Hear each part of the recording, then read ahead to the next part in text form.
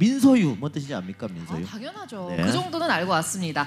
민주당, 서울시당, 유니버스의 앞글자만 따서 민서유가 되는데요. 당원분들이 직접 지어주신 이름이고요. 당원 공모 후에 엄정한 심사를 통해서 정해진 이름입니다. 왜 만들었을 것 같아요 이거를? 일단 민주당원들에게 이런 세계 곳곳에 있다 이런 걸 좀 보여주기 위해서 만들었겠죠. 그 지난번 2011년 그때를 돌이켜 보면 무상급식이라는 어떤 전 국민이 관심을 가지고 지켜봤던 이슈가 있었죠. 물론 지금이 그때랑 똑같은 상황은 아니겠지만 과연 지금 우리 대중들이 원하고 있는 대중들을 관통할 수 있는 그런 아젠다가 뭘까?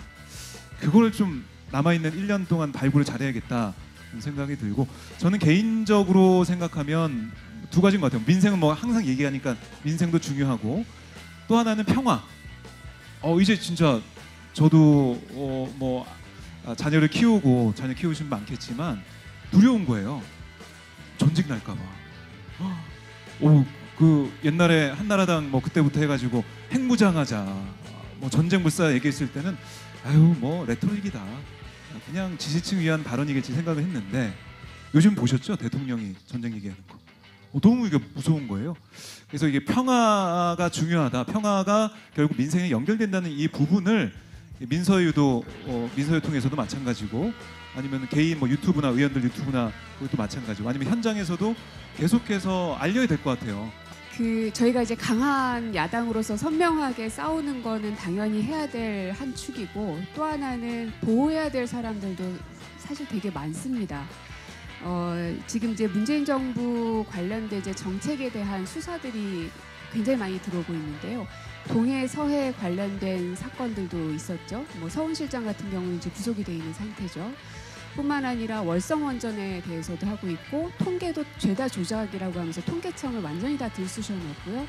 어제는 또 식약처에 코로나19 관련해서 지금 수사가 또 압수수색이 들어가 있습니다. 한 사건만 해도 거기에 해당되는 조사받는 사람이 100명이 넘습니다.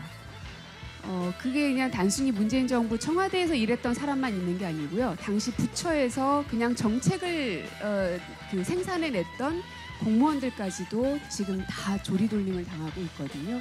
또 한상혁 방통위원장을 찍어내기 위해서 그 밑에 있는 국장 과장을 지금 이제 한 사람을 구속까지 됐거든요. 그래서 보호해야 될 사람들도 너무너무나 많다. 그래서 수비와 공격을 같이 해야 되는 상황이다 보니까 손이 되게 부족합니다. 그래서 저희도 물론 앞장서서 하겠지만 우리 당원들께서도 한 번 더 생각해 주시고 한 명이라도 더 끌어안아서 더 많은 사람들 다 같이 살리고 다 같이 이길 수 있는 그런 한 해 만들었으면 좋겠습니다. 그리고 이제 문재인 대통령님으로 이제 수사가 갈 거라는 예상들을 다들 합니다. 저희도 거기에 대한 만반의 대비를 하고 있고요. 물론 그렇게 되지 않게끔 하고 있고 그렇게 갈 사안이 아닙니다만, 저들은 없는 죄도 만들고 있는 사람들이기 때문에 모든 준비를 다 할 수밖에 없습니다. 근데 이제 그 틈을 마치 뭐 또 당 내에서 서로 다른 사람들이 있는 것처럼 자꾸 갈라치기 하는 언론 보도들이 있는데, 그런 거에 너무 현혹되거나 혹해하지 않으셨으면 좋겠고, 함께 믿고 똘똘 뭉쳐서 가야 되는 건 당연지사한 일이니까요. 여러분들도 많이 응원해 주시고 저희는 더 열심히 싸우도록 하겠습니다. 예전에 민정당 시절에 이제 대통령이 당 총재를 겸임했을 때가 있었죠. 그때도 이제 그러면 대통령이 당 공천에 깊게 관여했는데, 사실 저희 당도 한때는 이제 굉장히 좀 총재가 권한이 이제 셌을 때가 있었지만, 그 이후로 이제 민주화 시대가 되고 나서는 사실 저희는 뭐 노무현 대통령이나 문재인 대통령은 전혀 총선에 관여를 안 해왔잖아요. 근데 돌이켜 보면 저쪽은 이명박 대통령 또 박근혜 대통령도 항상 총선 공천에 관여를 해온 전통이 있어요. 그러니까 저는 사실 예상을 해왔죠. 다만 이명박 박근혜 정부 때는 그래도 그 안에 있는 인사들 중에서 충성을 바친 사람한테 공천을 했는데, 지금 윤핵관들, 특히 이제 검찰 출신들이 중심이 돼서 공천을 하니까 국민의힘 내부에 있는 정당 관계자들도 굉장히 배신감을 받을 수밖에 없는 것이죠. 굉장히 길조라고 봅니다, 저는. 좀 힘 좀 내주셨으면 좋겠어요.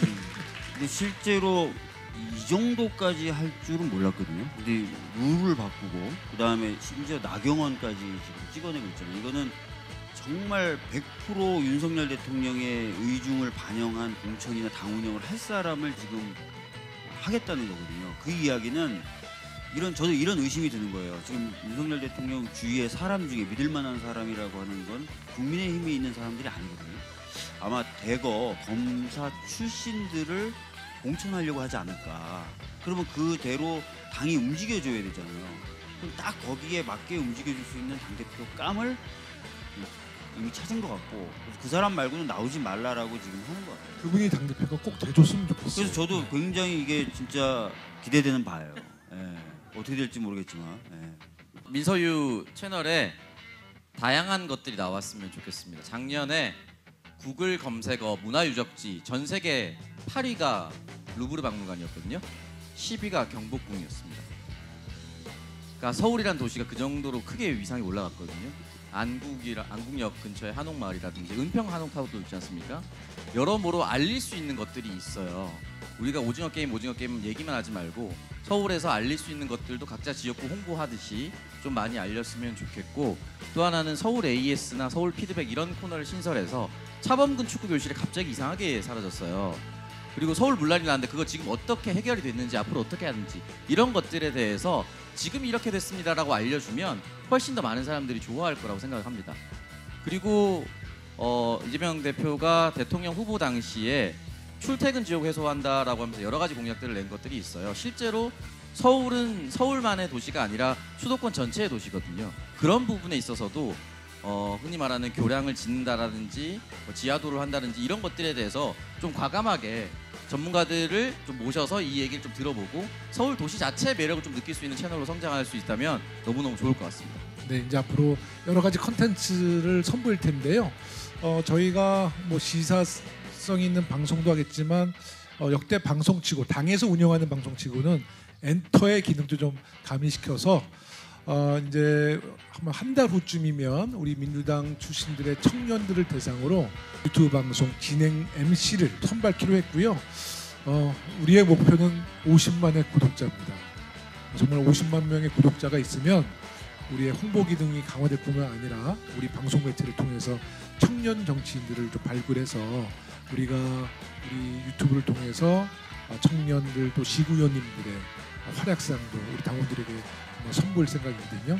그래서 오늘 돌아가시면 가족뿐만 아니라 친구분들한테도 많이 홍보해서 단시간 내에 50만 명 만들어주시면 저는 그 50만 명의 우리 당원 동지 여러분들과 함께 2024년도 우리의 영광을 되찾을 수 있도록 최선의 노력을 다하겠습니다. 많이 도와주십시오. 고맙습니다.